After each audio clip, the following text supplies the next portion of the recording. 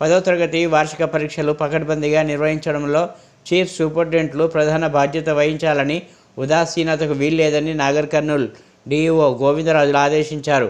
పరీక్షల నిర్వహణలో ఏమాత్రం నిర్లక్ష్యం వహించినా సంబంధిత అధికారిపై కఠిన చర్యలు తీసుకోవడం జరుగుతుందని హెచ్చరించారు.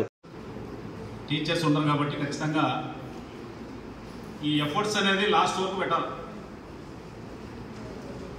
హెడ్ మాస్టర్ని సన్మానం చేస్తాం, మంచి ఫలితాలు వచ్చిన హెడ్ మాస్టర్ని సన్మానం చేస్తాం, రిజల్ట్స్ తక్కువ వచ్చాయని కూడా సన్మానం చేస్తాం.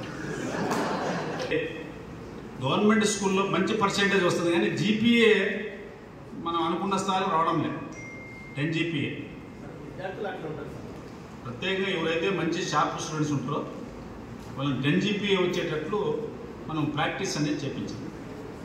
చాలా బాగా ప్రాక్టీస్ చేపిస్తే వస్తాయి 10 జీపీఏ. ఇప్పుడు ఇది కూడా మనము ఒక్కసారి ఫోకస్ అనేది చేయాలి.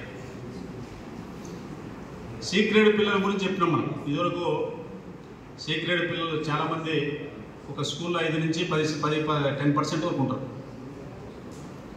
ఇక్కడ వాళ్ళు కూడా మనం పరీక్షలు పెట్టడం ద్వారా కానీ అదేవిధంగా స్పెషల్ క్లాసెస్ వల్ల కానీ వాళ్ళు కూడా పర్సెంటేజ్ అనేది పెరుగుతుంది.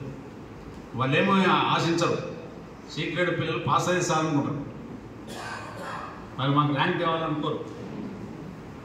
కాబట్టి వాళ్ళకు మనకు ఆబ్జెక్టివ్ టైప్లో కానీ షార్ట్ ఆన్సర్స్లో కానీ చిన్న ఎగ్జామినేషన్ ప్యాటర్న్లో కొంత వాళ్ళకు మనము తర్ఫీదు ఇస్తే ఖచ్చితంగా సి గ్రేడ్ పిల్లలు కూడా పాస్ అవుతారు. వీళ్ళందరూ నాగర్ కర్నూలు జిల్లాలో అందరూ ఇంటర్మీడియట్లో చేరాలి. ఎక్కడ సప్లిమెంటరీ అనేది లేదు నాగర్ కర్నూలు జిల్లాలో.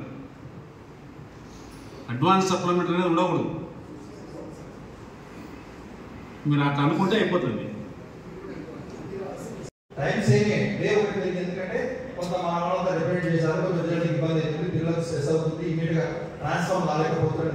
మన యొక్క కోరికలను అందించి అట్లా చేసింది కాబట్టి దయచేసి ఈ సమాచారాన్ని రికార్డింగ్ అట్లాగే మీరు రేపు సెంటర్స్ వెళ్ళినప్పుడు ఈ బాక్సెస్ అన్ని దాదాపుగా ఎంఆర్సీలో లేకపోతే హై స్కూల్లో ఉంటాయి. ఒకసారి బాక్సెస్ కూడా చూసుకోవాలి. ఒకసారి మీరు కంపల్సరీగా